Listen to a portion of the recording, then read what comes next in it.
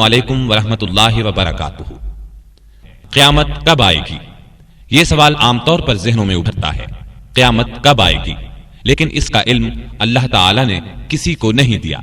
تاہم اللہ کے رسول صلی اللہ علیہ وسلم نے بہت اہتمام سے اس کی نشانیاں بیان فرمائی، بہت طویل بیانات میں اس کے بارے میں وضاحتیں فرمائی تاکہ امت قیامت سے پہلے رونما ہونے والے فتنوں سے بچ جائے۔ آج ضرورت اس امر کی ہے کہ یہ نشانیاں سن کر ذہن نشین کر کے ہم غور کریں کہ ان میں سے کون کون سی نشانیاں ہمارے گھر میں داخل ہو چکی ہیں، کون کون سی دروازوں پر دستک دے رہی ہیں، اور کون کون سی مستقبل قریب میں ہمارے سامنے آنے والی ہیں، اور بالکل قرب قیامت ہمیں کن بڑے فتنوں کا سامنا کرنا ہوگا یا ہماری آئندہ نسل کو کرنا ہے۔ لیجئے سماعت فرمائیے، قیامت کب آئے گی؟ آپ پسند کریں تو میں آپ کو قیامت کی علامات تک بتا سکتا ہوں جو نبی صلی اللہ علیہ وسلم کی زبانی ہم تک پہنچی ہیں۔ یہ علامات دلچسپی سے خالی نہیں اور ہر مسلمان کے لیے ان کا جاننا از حد ضروری بھی ہے۔ آپ صلی اللہ علیہ وسلم قیامت کی علامات اپنے صحابہ کرام کو وقتاً فوقتاً بتاتے رہتے تھے، کبھی مختصر کبھی تفصیل سے۔ آپ نے قیامت کی علامات بیان کرنے کا کس قدر اہتمام فرمایا، اس کا اندازہ مسلم شریف کی اس حدیث سے لگایا جا سکتا ہے۔ ابو زید الانصاری رضی اللہ عنہ فرماتے ہیں کہ رسول اللہ صلی اللہ علیہ وسلم نے ہمیں فجر کی نماز پڑھائی، پھر ممبر پر تشریف فرما ہوئے اور ہمارے سامنے خطبہ دیا یہاں تک کہ ظہر کا وقت ہو گیا۔ پھر آپ نے ممبر سے اتر کر ظہر کی نماز پڑھائی، پھر ممبر پر تشریف لے گئے اور ہمیں خطبہ دیتے رہے یہاں تک کہ عصر کا وقت ہو گیا۔ پھر آپ نے ممبر سے اتر کر عصر کی نماز پڑھائی، پھر ممبر پر تشریف فرما ہوئے اور خطبہ دیتے رہے یہاں تک کہ سورج غروب ہو گیا۔ آپ نے ہمیں اس خطبے میں ان اہم واقعات کی خبر دی جو ہو چکے اور جو آئندہ ہونے والے ہیں۔ بس ہم میں سے جس کا حافظہ زیادہ قوی تھا وہی ان تمام واقعات کو یاد رکھ سکتا تھا۔ حذیفہ رضی اللہ عنہ کی روایت کے الفاظ یہ ہیں کہ آپ صلی اللہ علیہ وسلم نے قیامت تک ہونے والا کوئی واقعہ نہیں چھوڑا جو ہمیں نہ بتایا ہو۔ جس نے یاد رکھا یاد رکھا، جو بھول گیا وہ بھول گیا۔ میرے یہ ساتھی بھی یہ بات جانتے ہیں، اور آپ صلی اللہ علیہ وسلم نے جن واقعات کی خبر دی ان میں سے جن واقعات کو میں بھول گیا، جب ان میں سے کوئی رونما ہوتا ہے تو مجھے یاد آ جاتا ہے، بالکل اسی طرح جیسے کوئی آدمی غائب ہو جائے تو اس کا چہرہ بھول جاتا ہے، لیکن جب کبھی وہ نظر آ جائے یاد آ جاتا ہے۔ غور فرمائیے وہ خطبہ کس قدر طویل تھا جس میں آپ نے قیامت کی علامات بیان فرمائی۔ اب پہلے میں آپ کے سوال کی طرف آتا ہوں۔ قرآن مجید میں اللہ تعالیٰ ارشاد فرماتے ہیں، ان اللہ عندہ علم الساعہ، بے شک اللہ ہی کو قیامت کا علم ہے۔ ایک اور جگہ اللہ تعالیٰ ارشاد فرماتے ہیں، یسألونک عن الساعة ایان مرساها فیما انت من ذکراها الى ربک منتہاها۔ آپ سے قیامت کے بارے میں پوچھتے ہیں کہ وہ کب واقع ہوگی، آپ کو اس کے ذکر کرنے سے کیا تعلق، اس کے علم کی انتہا تو آپ کے رب کے پاس ہے۔ یہ تو تھا باری تعالیٰ کا ارشاد۔ اب آپ کو اس سلسلے کی ایک حدیث سناتا ہوں۔ یہ حدیث مسلم شریف کی ہے۔ سیدنا عمر بن خطاب رضی اللہ تعالی عنہ سے روایت ہے کہ ہم ایک دن رسول اللہ صلی اللہ علیہ وسلم کی خدمت میں حاضر تھے۔ آپ صلی اللہ علیہ وسلم ہم سے خطاب فرما رہے تھے کہ اچانک سامنے سے ایک شخص نمودار ہوا۔ اس کے کپڑے نہایت سفید اور بال بہت ہی زیادہ سیاہ تھے، اور اس پر سفر کا کوئی اثر بھی معلوم نہیں ہوتا تھا۔ اس کے ساتھ یہ بات بھی تھی کہ ہم میں سے کوئی اسے جانتا بھی نہیں تھا۔ وہ حاضرین کے حلقے میں سے گزرتا ہوا رسول اللہ صلی اللہ علیہ وسلم کے سامنے دو زانو ہو کر بیٹھ گیا۔ اس نے اپنے گھٹنے رسول اللہ صلی اللہ علیہ وسلم کے گھٹنوں سے ملا دیے، اپنے ہاتھ حضور صلی اللہ علیہ وسلم کی رانوں پر رکھ دیے اور کہا، اے محمد صلی اللہ علیہ وسلم، مجھے بتائیے اسلام کیا ہے؟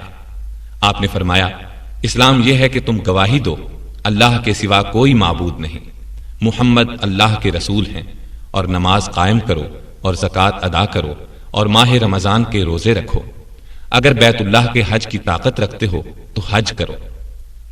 اس اجنبی نے آپ صلی اللہ علیہ وسلم کا یہ جواب سن کر کہا، آپ نے سچ کہا۔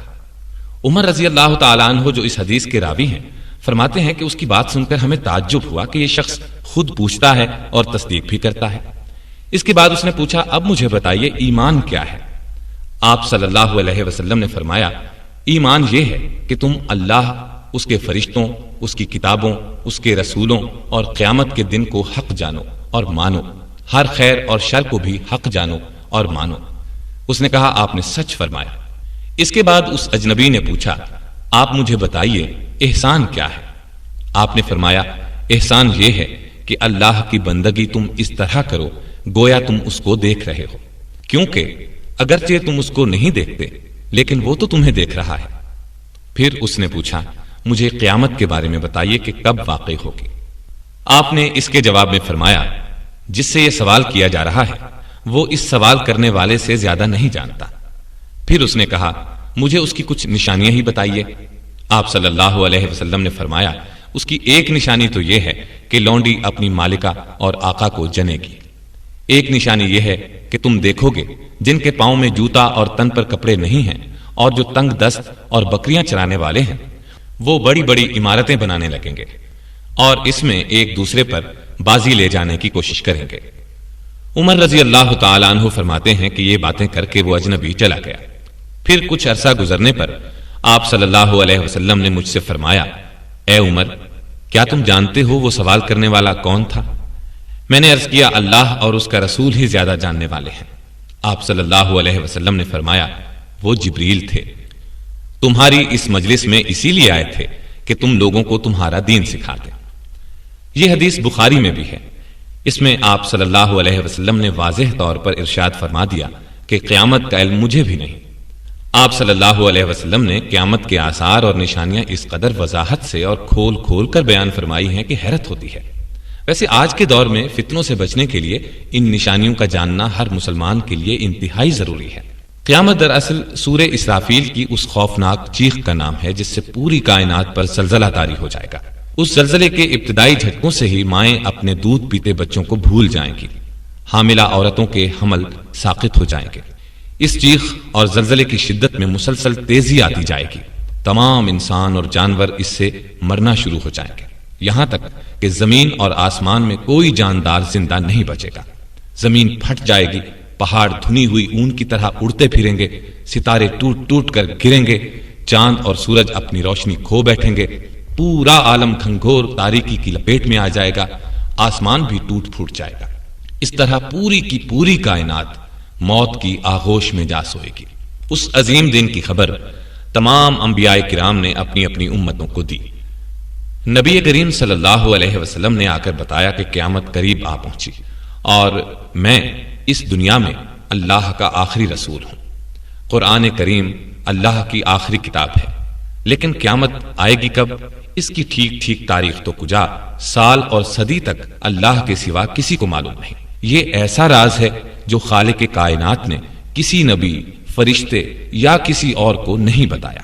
اللہ تعالیٰ کا اس بارے میں یہ ارشاد ہے يسألك الناس عن الساعة قل إنما علمها عند الله وما يدريك لعل الساعة تكون قريبا۔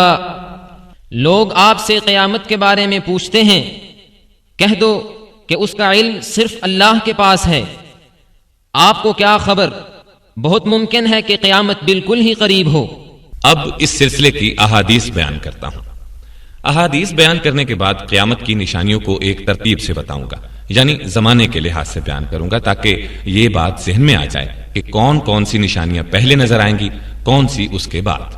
بخاری کی حدیث ہے، ابو ہریرہ رضی اللہ عنہ کا بیان ہے کہ رسول اللہ صلی اللہ علیہ وسلم نے فرمایا قیامت اس وقت تک قائم نہیں ہوگی جب تک کہ تم ترکوں سے جنگ نہ کر لو۔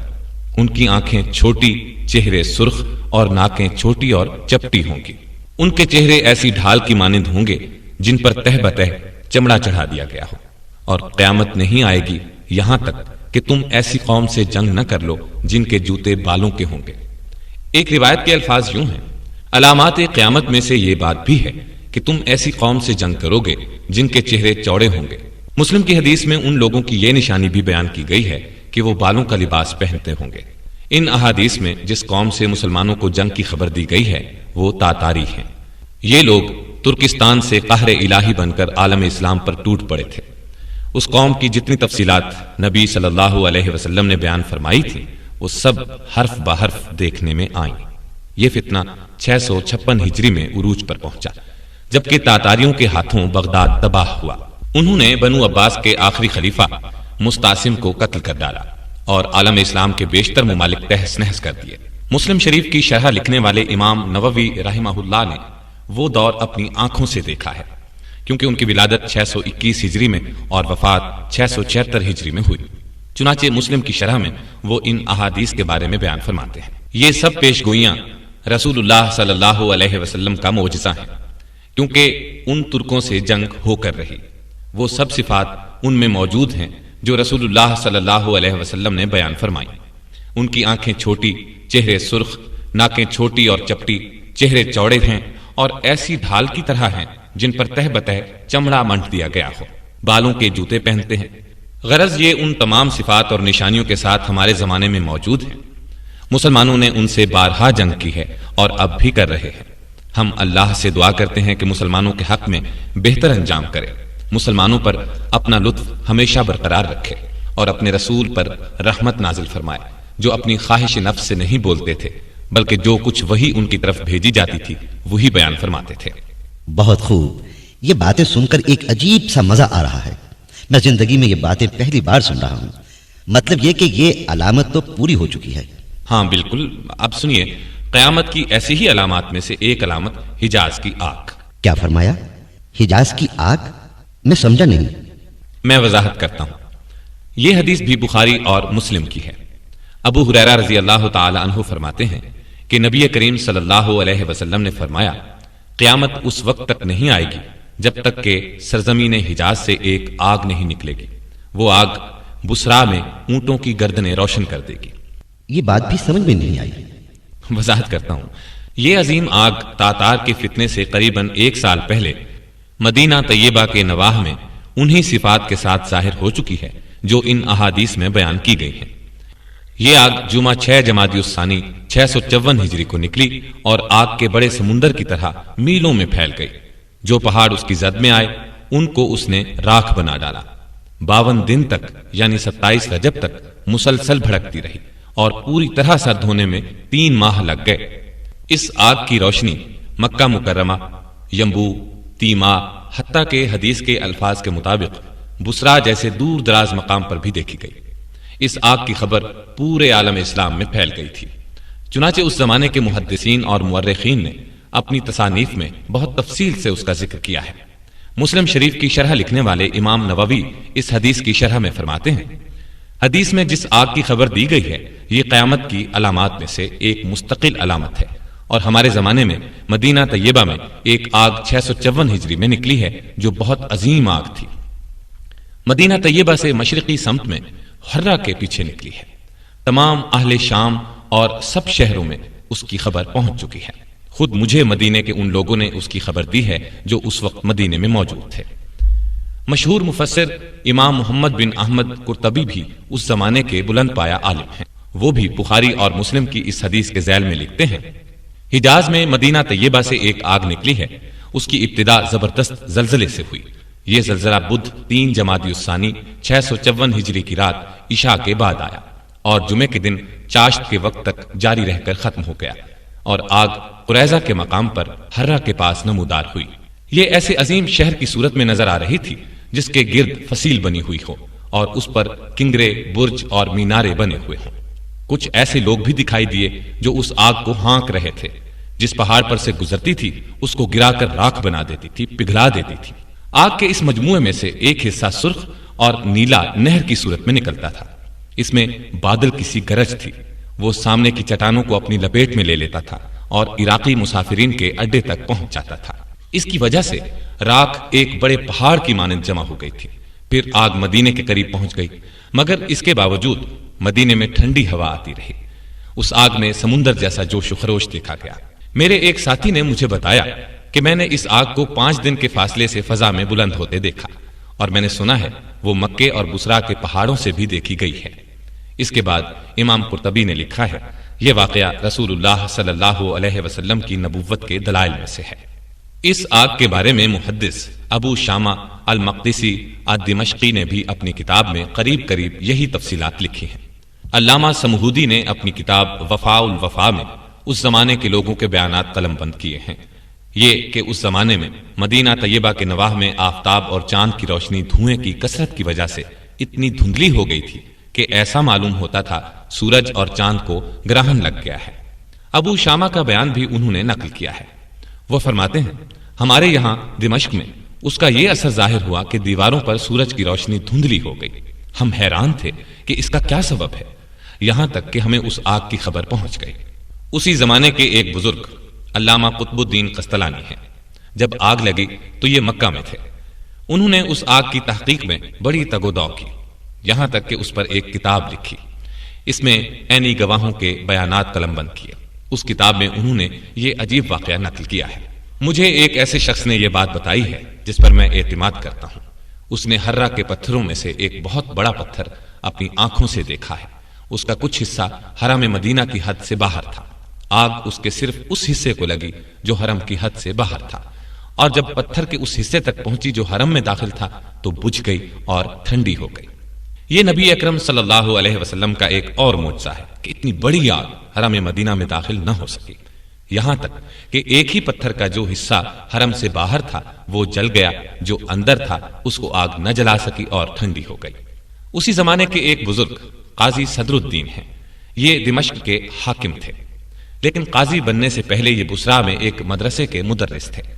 آگ کے واقعے کے وقت بھی بصرہ میں تھے۔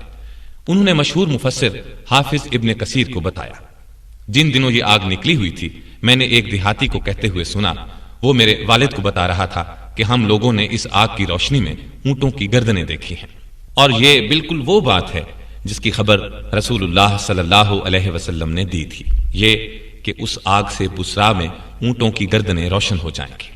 اس آگ کے بارے میں نبی کریم صلی اللہ علیہ وسلم نے 3 باتیں ارشاد فرمائی تھیں۔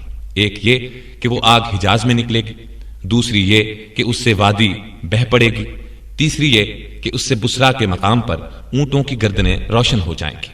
یہ باتیں حرف بہ حرف صحیح ثابت ہوں۔ غرض یہ اللہ کے رسول صلی اللہ علیہ وسلم کے ایسے معجزات ہیں جو آپ کے وصال کے صدیوں بعد ظاہر ہوئے، اور آئندہ بھی جن واقعات کی خبر آپ نے دی ہے بلا شبہ وہ بھی ایک ایک کر کے سامنے آتے جائیں گے اور نبی صلی اللہ علیہ وسلم کی صداقت کی دلیل بنیں گے۔ اب آپ کو چند احادیث سناتا ہوں جن میں نبی صلی اللہ علیہ وسلم نے قیامت کی علامات بیان فرمائی ہیں۔ ان احادیث میں صرف وہ حصے سناؤں گا جن کا تعلق قیامت کی علامات سے ہے۔ سمرہ بن جندب رضی اللہ تعالی عنہ نے اپنے ایک خطبے کے دوران ایک طویل حدیث بیان کی جس میں انہوں نے فرمایا کہ پھر رسول اللہ صلی اللہ علیہ وسلم نے نماز کسوف سے فارغ ہو کر اللہ کی حمد بیان کی، کلمہ شہادت پڑھا، پھر فرمایا اے لوگو، میں بشر ہوں اور اللہ کا رسول ہوں۔ اللہ کی قسم، جب تک 30 کذاب یعنی جھوٹے نبی پیدا نہیں ہوں گے قیامت نہیں آئے گی۔ ان میں آخری کذاب کانا دجال ہوگا۔ جابر بن عبداللہ الانصاری رضی اللہ عنہ کا بیان ہے کہ میں نے رسول اللہ صلی اللہ علیہ وسلم کو یہ فرماتے ہوئے سنا ہے کہ میری امت میں ایک جماعت قیامت تک حق کی سربلندی کے لیے لڑتی رہے گی، یہاں تک کہ عیسیٰ ابن مریم نازل ہوں گے۔ اس جماعت کا امیر ان سے کہے گا آئیے نماز پڑھائیے۔ عیسیٰ علیہ السلام فرمائیں گے نہیں، اللہ نے اس امت کو اعزاز بخشا ہے، اس لیے تم ہی میں سے بعض کے امیر ہیں۔ یہ حدیث صحیح مسلم کی ہے۔ اسی جیسی ایک حدیث صحیح بخاری سے سناتا ہوں۔ ابو ہریرہ رضی اللہ تعالی عنہ سے روایت ہے کہ رسول اللہ صلی اللہ علیہ وسلم نے فرمایا قسم ہے اس ذات کی جس کے قبضے میں میری جان ہے، وہ وقت ضرور آئے گا جب تم میں عیسیٰ ابن مریم حاکم عادل کی حیثیت سے نازل ہوں گے، صلیب کو توڑیں گے یعنی صلیب پرستی ختم کر دیں گے، خنزیر کو قتل کریں گے، جنگ کا خاتمہ کر دیں گے، مال و دولت کی ایسی فراوانی ہوگی کہ کوئی اس کو قبول نہیں کرے گا، لوگ ایسے دیندار ہو جائیں گے کہ ان کے نزدیک ایک سجدہ دنیا و ما فیہا سے بہتر ہوگا۔ اسی طرح ایک اور حدیث صحیح مسلم سے سناتا ہوں۔ حذیفہ بن اسید غفاری رضی اللہ عنہ سے روایت ہے کہ رسول اللہ صلی اللہ علیہ وسلم نے ہماری طرف دیکھا، ہم آپس میں ذکر کر رہے تھے، چنانچہ آپ صلی اللہ علیہ وسلم نے پوچھا کس بات کا ذکر کر رہے تھے؟ ہم نے بتایا ہم قیامت کا ذکر کر رہے تھے۔ یہ سن کر آپ صلی اللہ علیہ وسلم نے فرمایا قیامت اس وقت تک ہرگز نہیں آئے گی جب تک تم 10 علامات نہ دیکھ لو گے: دھواں، دابت الارض، دجال، سورج کا مغرب سے طلوع ہونا، عیسیٰ ابن مریم کا نازل ہونا، یاجوج ماجوج کا آنا، زمین میں دھنسنے کے 3 واقعات ہوں گے، ایک مشرق میں، ایک مغرب میں، ایک جزیرہ عرب میں۔ آخر میں یمن سے ایک آگ نکلے گی، وہ لوگوں کو حشر کے میدان کی طرف دھکیلے گی، اور ایک روایت کے مطابق 10ویں علامت ایک آندھی آئے گی جو لوگوں کو سمندر میں پھینک دے گی۔ صحیح مسلم کی ایک اور روایت میں ہے، ابو ہریرہ رضی اللہ تعالی عنہ سے روایت ہے کہ رسول اللہ صلی اللہ علیہ وسلم نے ارشاد فرمایا، 6 چیزوں سے پہلے پہلے نیک کاموں میں جلدی کرو: دھواں، دجال، دابت الارض، سورج کا مغرب سے طلوع ہونا، اور ایک عام اور خاص لوگوں کا فتنہ۔ تفسیر ابن کثیر میں اس دھوئیں کی وضاحت لکھی ہے کہ یہ دھواں قیامت کے بالکل نزدیک نظر آئے گا، یہ دھواں کفار پر چھا جائے گا اور ان کے لیے یہ دردناک عذاب ہوگا۔ اس دھوئیں سے مومنوں کو تو صرف زکام سا محسوس ہوگا، لیکن کفار اور منافقین کے یہ کانوں میں گھس جائے گا، جس سے ان کے سر ایسے گرم اور سخت ہو جائیں گے جیسے آگ پر بھون دیے گئے ہوں۔ دابت الارض کا مطلب یہ ہے کہ قیامت کے نزدیک اللہ تعالیٰ زمین سے ایک جانور کو نکالیں گے، وہ ان سے باتیں کرے گا۔ یہ وہ وقت ہوگا جب عیسیٰ علیہ السلام کی وفات ہو چکی ہوگی اور اللہ کی نافرمانی اور کفر دنیا میں پھیل چکا ہوگا، اسلام کے اکثر حصے پر عمل چھوڑ دیا گیا ہوگا، تو اس وقت اللہ تعالیٰ اس جانور کو نکالے گا جو مومن اور کافر میں فرق کرے گا تاکہ لوگ کفر سے باز آ جائیں۔ پھر یہ جانور غائب ہو جائے گا، لوگوں کو سنبھلنے کی مہلت دی جائے گی، مگر وہ پھر بھی سرکشی پر اڑے رہیں گے۔ تب آفتاب کے مغرب سے طلوع ہونے کا عظیم واقعہ پیش آئے گا، اس کے بعد کسی کافر کی توبہ قبول نہیں ہوگی۔ اب ایک طویل ترین حدیث سناتا ہوں جس میں بہت زیادہ وضاحت اور تفصیل ہے، سنیے۔ نواس بن سمعان رضی اللہ تعالی عنہ کا بیان ہے کہ ایک صبح رسول اللہ صلی اللہ علیہ وسلم نے دجال کا ذکر فرمایا اور اس کے فتنے کے بارے میں وضاحت فرمائی۔ اس بیان کو سن کر خوف کی وجہ سے ہمیں یوں لگا جیسے دجال قریبی نخلستان میں موجود ہو۔ ہم اس وقت تو رسول اللہ صلی اللہ علیہ وسلم کے پاس سے چلے گئے، لیکن شام کو جب نبی صلی اللہ علیہ وسلم کی خدمت میں حاضر ہوئے تو آپ صلی اللہ علیہ وسلم نے خوف کی حالت کو بھانپ لیا اور پوچھا، تمہیں کیا ہوا؟ ہم نے کہا، اے اللہ کے رسول، آپ نے صبح دجال کا ذکر فرمایا تھا، بس ہمیں ایسا محسوس ہونے لگا ہے جیسے دجال قریبی نخلستان میں موجود ہو۔ یہ سن کر رسول اللہ صلی اللہ علیہ وسلم نے ارشاد فرمایا، اپنی امت کے بارے میں مجھے دجال سے زیادہ دوسری چیز کا ڈر ہے، کیونکہ دجال اگر میری زندگی میں نکلا تو تمہاری طرف سے اس کا مقابلہ کرنے والا میں موجود ہوں، لہٰذا تمہیں فکر کی ضرورت نہیں، اور اگر وہ میری وفات کے بعد نکلا تو ہر مسلمان اپنا دفاع خود کرے گا، میرے بعد اللہ تعالیٰ تو ہر مسلمان کا حامی و ناصر ہے ہی۔ ایک منٹ آسن میاں، اس دوسری چیز کے بارے میں کوئی وضاحت نہیں آئی۔ آپ صلی اللہ علیہ وسلم ہمارے بارے میں دجال سے زیادہ کس چیز سے خوف زدہ تھے؟ اس حدیث میں اس دوسری چیز کی وضاحت نہیں ہے، لیکن دوسری احادیث کے مطالعے سے پتہ چلتا ہے کہ وہ دوسری چیز گمراہ کرنے والے رہنما اور سربراہ ہے۔ اب آگے حدیث سنیں۔ دجال کی علامات اور حالات پھر سن لو۔ وہ جوان ہوگا، بال سخت گھنگریالے ہوں گے، اس کی ایک آنکھ بے نور ہوگی، میرے خیال میں وہ عبد العزیٰ بن قطن کی شکل صورت جیسا ہوگا۔ تم میں ایک منٹ، یہ بات سمجھ میں نہیں آئی۔ یہ ایک شخص کا نام ہے جو اسلام سے پہلے مر گیا تھا، یہاں اس کا حلیہ مراد ہے۔ صحابہ کرام نے اسے دیکھا تھا، اس لیے نبی صلی اللہ علیہ وسلم نے مثال کے طور پر یہ بات بیان فرمائی۔ ہاں تو آگے حدیث کے الفاظ یہ ہیں، تم میں سے جو دجال کو پائے وہ اس پر سورہ کہف کی ابتدائی آیات پڑھ دے۔ معاف کیجیے گا، پھر ٹوکنا پڑ رہا ہے۔ اس کا مطلب ہے جو سورہ کہف کی ابتدائی آیات اس پر پڑھ دے گا وہ اس کے فتنے سے محفوظ ہو جائے گا۔ آگے سنیے۔ وہ شام اور عراق کے درمیان ایک راستے پر نمودار ہوگا اور دائیں بائیں ہر طرف فساد پھیلائے گا۔ اے اللہ کے بندو، تم اس وقت ثابت قدم رہنا۔ ہم نے پوچھا، اے اللہ کے رسول، وہ دنیا میں کتنا عرصہ رہے گا؟ آپ صلی اللہ علیہ وسلم نے فرمایا، 40 روز، جن میں سے ایک دن 1 سال کے برابر، اور ایک دن 1 مہینے کے برابر، اور ایک دن 1 ہفتے کے برابر ہوگا، اور باقی ایام عام دنوں کے برابر ہوں گے۔ ہم نے پوچھا، اے اللہ کے رسول، جو دن سال کے برابر ہوگا اس میں کیا ہمارے لیے ایک ہی دن کی نمازیں کافی ہوں گی؟ آپ صلی اللہ علیہ وسلم نے فرمایا، نہیں، بلکہ تم ہر نماز کے لیے وقت کا اندازہ کر لیا کرنا۔ ہم نے پوچھا، اے اللہ کے رسول، زمین پر اس کی رفتار کتنی تیز ہوگی؟ آپ نے فرمایا، بارش کی طرح تیز ہوگی جسے پیچھے سے ہوا ہانک رہی ہو۔ بس وہ ایک قوم کے پاس آئے گا اور ان سے کہے گا اسے رب مان لیں، وہ لوگ اس پر ایمان لے آئیں گے اور اس کی بات مان لیں گے، پھر وہ بادلوں کو حکم دے گا تو بادل بارش برسائیں گے، زمین کو حکم دے گا تو وہ نباتات اگائے گی۔ چنانچہ ان کے مویشی جو صبح چرنے گئے تھے شام کو اس حالت میں لوٹیں گے کہ ان کے کوہان خوب اونچے، تھن دودھ سے لبریز اور کوکھیں بھری ہوئی ہوں گی۔ پھر وہ ایک قوم کے پاس آئے گا اور ان سے کہے گا اسے رب مان لو۔ وہ انکار کریں گے تو دجال وہاں سے چلا جائے گا، لیکن دوسری صبح جب یہ لوگ اٹھیں گے تو ان میں قحط پھیل چکا ہوگا، ان کے مال مویشی میں سے کچھ بھی باقی نہیں بچے گا، اور دجال ایک ویران زمین سے گزرے گا تو اس سے کہے گا اپنے خزانے اگل دے، تو زمین کے خزانے نکل کر اس طرح اس کے پیچھے چلیں گے جیسے شہد کی مکھیاں اپنے بادشاہ کے پیچھے چلتی ہیں۔ پھر وہ ایک پرشباب آدمی کو بلائے گا اور اسے تلوار مار کر 2 ٹکڑے کر دے گا۔ اس کے دونوں ٹکڑوں کے درمیان اتنا فاصلہ ہوگا جتنا تیر مارنے والے اور اس کے نشانے کے درمیان ہوتا ہے۔ پھر وہ اس نوجوان کو آواز دے گا، پس وہ نوجوان زندہ ہو کر ہنستا ہوا پر رونق چہرے کے ساتھ اس کی طرف بڑھے گا۔ ابھی یہ اسی حال میں ہوگا کہ اللہ تعالیٰ عیسیٰ ابن مریم کو بھیج دے گا۔ وہ دمشق کے مشرقی جانب سفید مینارے پر اتریں گے۔ اس وقت وہ ہلکے زرد رنگ کی 2 چادروں میں ہوں گے۔ وہ دونوں ہاتھ 2 فرشتوں کے بازوؤں پر رکھے ہوئے ہوں گے۔ جب سر جھکائیں گے تو اس سے پانی کے قطرے ٹپکیں گے، سر اٹھائیں گے تو اس سے ایسے قطرات گریں گے جو چاندی کے دانوں کی طرح چمکدار ہوں گے اور موتیوں کی طرح سفید ہوں گے۔ عیسیٰ علیہ السلام کے سانس کی ہوا جس کافر کو لگے گی وہ مر جائے گا، اور جہاں تک آپ کی نظر جائے گی وہاں تک آپ کا سانس پہنچے گا۔ پس عیسیٰ علیہ السلام دجال کو تلاش کریں گے یہاں تک کہ اسے لد کے دروازے پر جالیں گے اور قتل کر ڈالیں گے۔ 1 منٹ آسن میاں، یہ کیا نام ہوا لد؟ جی ہاں، یہ مقام فلسطین میں ہے، آج کل اسرائیل کے قبضے میں ہے۔ اسی مقام پر یہودیوں کا جنگی ایئرپورٹ ہے اور لد یا لڈا ہی کے نام سے مشہور ہے۔ مطلب یہ کہ آج بھی یہ مقام لد کہلاتا ہے۔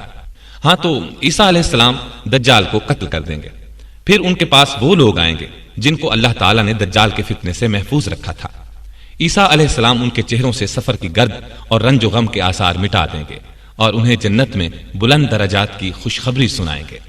عیسیٰ علیہ السلام اسی قسم کے حالات میں ہوں گے کہ اللہ تعالیٰ ان کے پاس وہی بھیجے گا کہ اب میں نے اپنی ایسی مخلوق یعنی یاجوج ماجوج کو نکالا ہے جس سے لڑنے کی کسی میں طاقت نہیں، لہٰذا آپ میرے خاص بندوں یعنی مومنین کو کوہ طور پر جمع کر لیجیے۔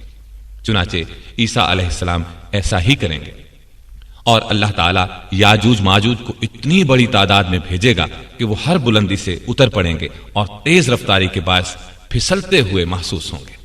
جب ان کا پہلا حصہ بحیرہ طبریہ سے گزرے گا تو اس کا سارا پانی پی کر ختم کر دے گا۔ جب ان کا آخری حصہ وہاں سے گزرے گا تو کہے گا یہاں کبھی پانی تھا؟ عیسیٰ ابن مریم اور ان کے ساتھی اس وقت کوہ طور پر محصور ہو چکے ہوں گے، اور کھانے پینے کی چیزوں کی کمی کا اس وقت یہ حال ہوگا کہ ایک بیل کے سر کو 100 دیناروں سے بہتر خیال کیا جائے گا۔ اب اللہ کے نبی اور ان کے ساتھی اللہ سے دعا کریں گے، بس اللہ وبا کی صورت یاجوج ماجوج پر ایک کیڑا مسلط کرے گا جو ان کی گردنوں میں پیدا ہوگا، اس سے سب کے جسم پھٹ جائیں گے اور سب کے سب دفعتاً ہلاک ہو جائیں گے۔ پھر اللہ کے نبی عیسیٰ علیہ السلام اور ان کے ساتھی کوہ طور سے اتر آئیں گے۔ زمین پر انہیں بالشت بھر جگہ ایسی نظر نہیں آئے گی جسے یاجوج ماجوج کی لاشوں اور تعفن نے بھر نہ دیا ہو۔ اللہ کے نبی عیسیٰ علیہ السلام اور ان کے ساتھی پھر اللہ سے دعا کریں گے۔ اس دعا کے نتیجے میں اللہ تعالیٰ اتنے بڑے بڑے پرندے بھیجے گا جن کی گردنیں بختی اونٹوں کی گردنوں جتنی ہوں گی۔ یہ پرندے ان لاشوں کو اٹھا کر جہاں اللہ چاہے گا پھینک دیں گے۔ پھر اللہ ایسی بارش برسائے گا جس سے نہ کوئی مٹی کا گھر بچے گا نہ چمڑے کا خیمہ، یعنی بارش مکانات والی بستیوں میں بھی ہوگی اور ان جنگلوں میں بھی جہاں خانہ بدوش خیموں میں رہتے ہیں۔ یہ بارش زمین کو دھو کر آئینے کی مانند صاف کر دے گی۔ پھر اللہ تعالیٰ زمین کو حکم دے گا اپنی پیداوار اگا اور اپنی برکت پھر سے ظاہر کر دے۔ چنانچہ ایسا ہوگا، اور ایک انار اتنا بڑا ہوگا کہ اس کو آدمیوں کی ایک پوری جماعت کھا سکے گی، اور اس کے چھلکے کے نیچے لوگ سایہ حاصل کریں گے۔ دودھ میں اتنی برکت ہوگی کہ دودھ دینے والی ایک اونٹنی لوگوں کی بہت بڑی جماعت کے لیے کافی ہوگی، اور دودھ دینے والی گائے پورے قبیلے کے لیے کافی ہوگی، اور دودھ دینے والی بکری پوری برادری کے لیے کافی ہوگی۔ لوگ اسی حال میں ہوں گے کہ اللہ ایک خوشگوار ہوا بھیج دے گا جو ان کی بغلوں کے زیریں حصے میں اثر انداز ہو کر ہر مومن اور مسلمان کی روح قبض کرنے کا سبب بن جائے گی، اور دنیا میں صرف بدترین لوگ باقی رہ جائیں گے جو گدھوں کی طرح کھلم کھلا زنا کریں گے۔ چنانچہ قیامت انہی بدترین لوگوں پر آئے گی۔ یہ حدیث مسلم، ابو داؤد، ترمذی، ابن ماجہ وغیرہ کتب احادیث میں موجود ہے۔ ایک اور حیرت انگیز حدیث سناتا ہوں، وہ بھی صحیح مسلم کی ہے۔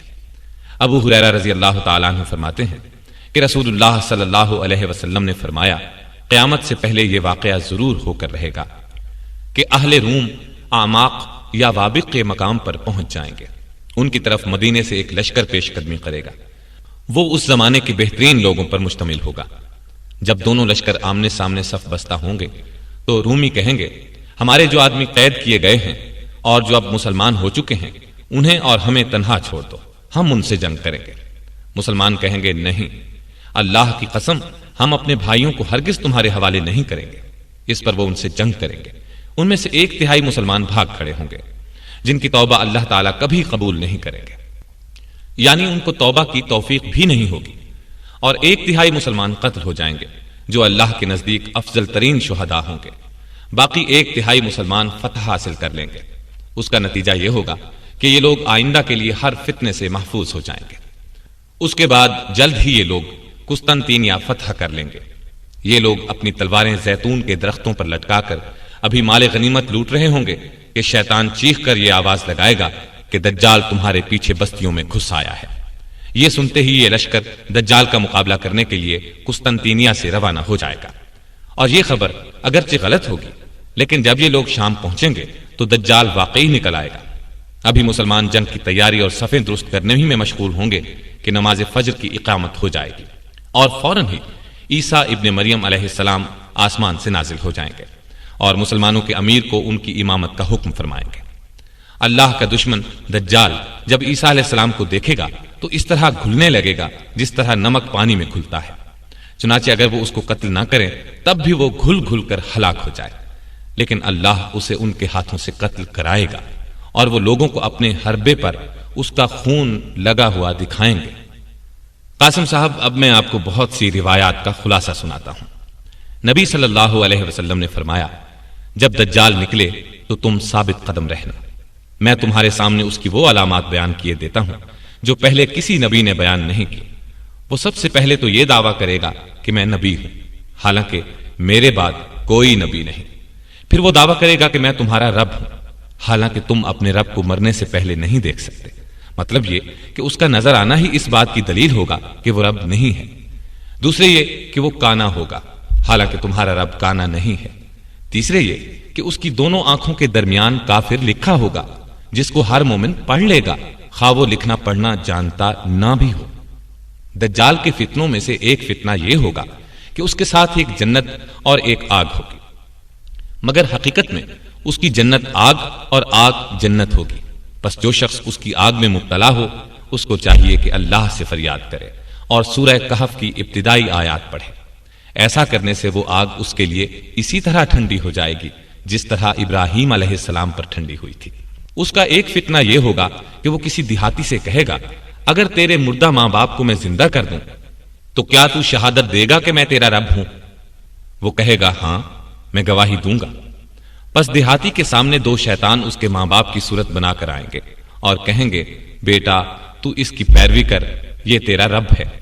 اس کا ایک فتنہ یہ ہوگا کہ اسے اللہ کی طرف سے مومنین کی آزمائش کے لیے ایک مومن شخص پر قدرت دی جائے گی، پس وہ اس کو قتل کر دے گا اور آرے سے چیر کر اس کے دونوں ٹکڑوں کو الگ الگ ڈال دے گا۔ پھر لوگوں سے کہے گا، میرے اس بندے کی طرف دیکھو، میں اسے ابھی زندہ کر دوں گا۔ اور یہ پھر کہے گا، اس کا رب میرے سوا کوئی اور ہے؟ چنانچہ اللہ تعالیٰ اس شخص کو زندہ کر دیں گے، اور خبیث دجال اس سے کہے گا، بتا تیرا رب کون ہے؟ وہ کہے گا، میرا رب اللہ ہے، اور تو اللہ کا دشمن ہے، تو دجال ہے۔ اللہ کی قسم، تیرے دجال ہونے کا جتنا مجھے آج یقین ہے اتنا پہلے کبھی نہ تھا۔ اس کا ایک فتنہ یہ ہوگا کہ وہ بادلوں کو بارش کا حکم دے گا تو وہ بارش برسائیں گے، اور زمین کو اگانے کا حکم دے گا تو وہ اگائے گی۔ اس کا ایک فتنہ یہ ہوگا کہ اس کا گزر ایک بستی سے ہوگا، بستی کے لوگ اس کو جھٹلائیں گے تو ان کے سارے مویشی ہلاک ہو جائیں گے۔ ایک اور فتنہ یہ ہوگا کہ وہ ایک بستی سے گزرے گا، وہ لوگ اس کی تصدیق کریں گے تو وہ بادلوں کو بارش کا حکم دے گا، بادل بارش برسائیں گے، اور زمین کو اگانے کا حکم دے گا تو وہ اگائے گی، حتیٰ کہ اسی روز شام کو جب ان کے مویشی چرنے کے بعد واپس آئیں گے تو وہ خوب موٹے ہوں گے، ان کی کوکھیں بھری ہوئی ہوں گی اور تھن دودھ سے لبریز ہوں گے۔ مکے اور مدینے کے علاوہ زمین کا کوئی حصہ ایسا نہیں ہوگا جو اس کے پاؤں کے نیچے نہ آیا ہوگا اور جس پر اس کا ظہور نہ ہوا ہو۔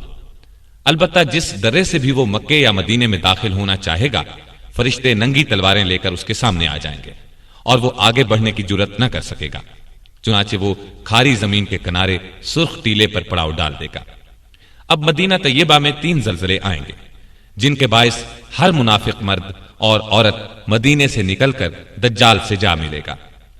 ان زلزلوں کے ذریعے مدینہ طیبہ منافقوں کی گندگی کو اپنے سے اس طرح نکال باہر کرے گا جیسے لوہار کی دھونکنی لوہے کا زنگ دور کر دیتی ہے، اسی لیے اس دن کو یوم نجات کہا جائے گا۔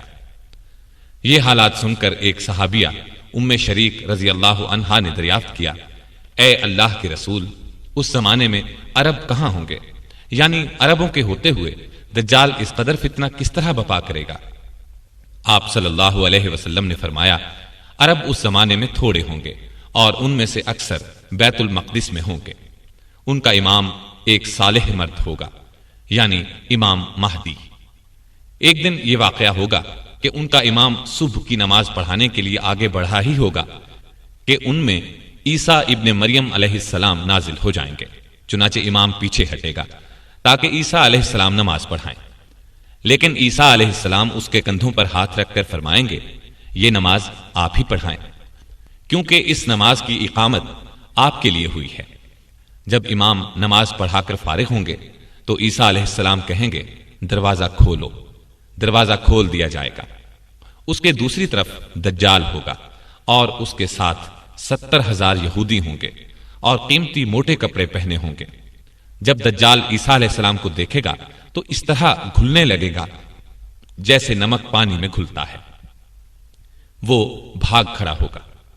عیسیٰ علیہ السلام اس سے فرمائیں گے، میری ایک ضرب تیرے لیے مقدر ہو چکی ہے، اس سے تو بچ نہیں سکے گا۔ چنانچہ وہ اسے باب لد پر جا لیں گے اور قتل کر ڈالیں گے۔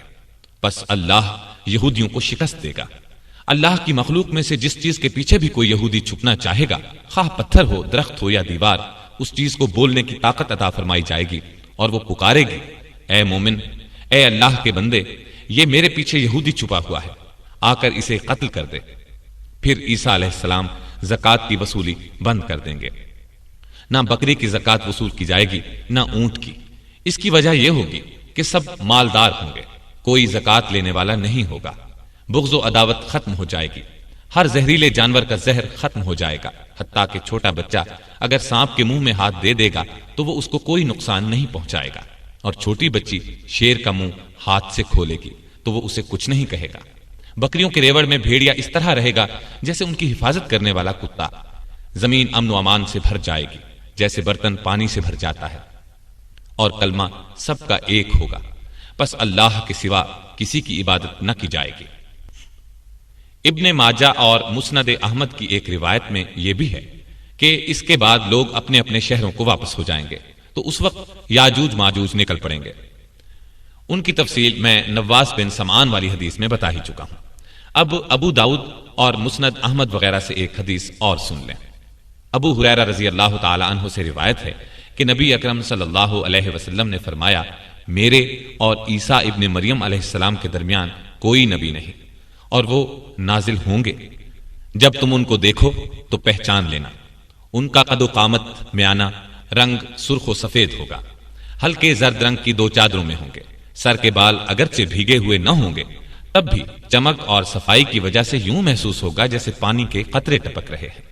اسلام کی خاطر کفار سے قتال کریں گے، پس صلیب توڑ ڈالیں گے، خنزیر کو قتل کریں گے اور جزیہ لینا بند کر دیں گے۔ اللہ ان کے سوا تمام ادیان و مذاہب کو ختم کر دے گا، انہی کے ہاتھوں دجال کو قتل کرائے گا۔ پس عیسیٰ علیہ السلام زمین میں 40 سال رہ کر وفات پائیں گے اور مسلمان ان کی نماز جنازہ پڑھیں گے۔ مسلم کی ایک روایت میں یہ بھی ہے کہ عیسیٰ علیہ السلام حج یا عمرہ یا دونوں کریں گے، اور یہ کہ تمام اہل کتاب عیسیٰ علیہ السلام کی موت سے پہلے ان کی تصدیق کریں گے، یعنی ان پر ایمان لے آئیں گے۔ ان کی وفات کے بعد مسلمان ایک شخص کو اپنا امیر چن لیں گے۔ اس امیر کی موت کے 30 سال گزرنے نہ پائیں گے کہ قرآن سینوں سے اٹھا لیا جائے گا، پہاڑ اپنے مرکزوں سے ہٹ جائیں گے، پھر ایک خوشگوار ہوا چلے گی جو مومنین کی روحیں قبض کرے گی، پھر دنیا میں صرف بدترین لوگ رہ جائیں گے، انہی پر قیامت آئے گی، سور پھونکا جائے گا۔ سور پھونکے جانے کی چند آیات سن لیں۔ يوم ينفخ في الصور ونحشر المجرمين يومئذ زرقا، جس روز سور پھونکا جائے گا اور ہم گناہ گاروں کو جمع کریں گے اور ان کی آنکھیں نیلی نیلی ہوں گی۔ فَإِذَا نُفِخَ فِي الصُّورِ فَلَا أَنْسَابَ بَيْنَهُمْ يَوْمَئِذٍ وَلَا يَتَسَاءَلُونَ، پھر جب سور پھونکا جائے گا تو نہ تو ان میں قرابتیں رہیں گی اور نہ ایک دوسرے کو پوچھیں گے۔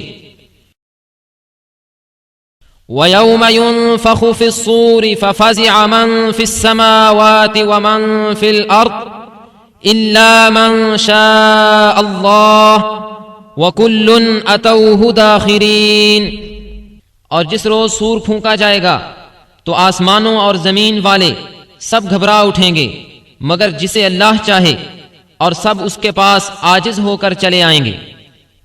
اس کا کیا مطلب ہے مگر وہ جسے اللہ چاہے؟ مطلب یہ کہ اللہ کے محبوب بندوں کو اس وقت بھی کوئی گھبراہٹ نہیں ہوگی۔ اور سنیے، وَنُفِخَ فِي الصُّورِ فَإِذَا هُم مِّنَ الْأَجْدَاثِ إِلَى رَبِّهِمْ يَنْسِلُونَ قَالُوا يَا وَيْلَنَا مَنْ بَعَثَنَا مِنْ مَرْقَدِنَا هذا ما وعد الرحمن وصدق المرسلون إن كانت إلا صيحة واحدة فإذا هم جميع لدينا محضرون، اور سور کے پھونکے جاتے ہی سب کے سب اپنی قبروں سے اپنے پروردگار کی طرف تیز تیز چلنے لگیں گے، کہیں گے ہائے ہائے، ہمیں ہماری خوابگاہوں سے کس نے اٹھا دیا؟ یہی ہے جس کا وعدہ رحمان نے دیا تھا اور رسولوں نے سچ سچ کہہ دیا تھا۔ یہ صرف ایک زور کی آواز ہوگی اور سب کے سب ہمارے روبرو حاضر کر دیے جائیں گے۔ وَنُفِخَ فِي الصُّورِ فَصَعِقَ مَن فِي السَّمَاوَاتِ وَمَن فِي الْأَرْضِ إِلَّا مَن شَاءَ اللَّهُ ثُمَّ نُفِخَ فِيهِ أُخْرَى فَإِذَا هُمْ قِيَامٌ يَنظُرُونَ، اور سور پھونکا جائے گا تو آسمانوں اور زمین والے سب بے ہوش ہو کر گر پڑیں گے مگر جسے اللہ چاہے۔ پھر دوسری مرتبہ سور پھونکا جائے گا تو فوراً سب کھڑے ہو کر دیکھنے لگیں گے۔ فَإِذَا نُفِخَ فِي الصُّورِ نَفْخَةٌ وَاحِدَةٌ وَحُمِلَتِ الْأَرْضُ وَالْجِبَالُ فَدُكَّتَا دَكَّةً وَاحِدَةً فَيَوْمَئِذٍ وَقَعَتِ الْوَاقِعَةُ، جب سور میں ایک پھونک مار دی جائے گی اور زمین اور پہاڑ اٹھا لیے جائیں گے، پھر ایک ہی چوٹ میں ریزہ ریزہ کر دیے جائیں گے، تو اس روز واقع ہونے والی واقع ہو جائے گی، یعنی قیامت۔ نبی اکرم صلی اللہ علیہ وسلم سے پوچھا گیا سور کیا چیز ہے؟ آپ نے فرمایا وہ قرن ہے جو پھونکا جائے گا۔ حدیث میں ہے کہ اس کا دائرہ آسمانوں اور زمینوں کے بقدر ہے۔ اسرافیل اس میں پھونکیں گے۔ ایک روایت میں ہے کہ آپ صلی اللہ علیہ وسلم نے ارشاد فرمایا میں کیسے آرام حاصل کروں، حالانکہ سور پھونکنے والے فرشتے نے سور کا لقمہ بنا لیا ہے، یعنی اس پر منہ رکھ دیا ہے، پیشانی جھکا دی ہے اور انتظار میں ہے کہ کب حکم دیا جائے۔